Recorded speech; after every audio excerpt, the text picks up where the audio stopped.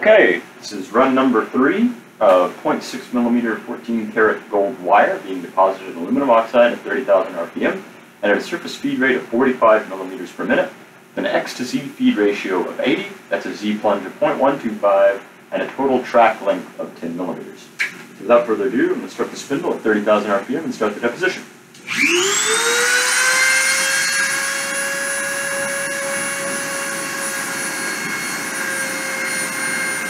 Right.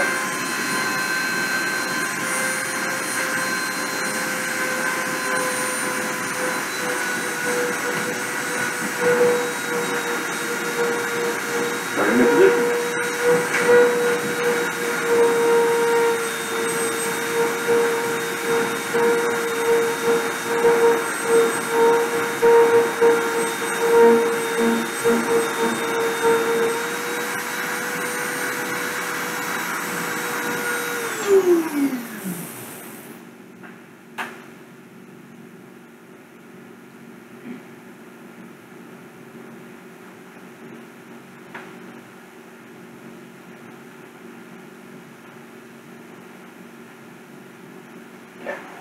Into video.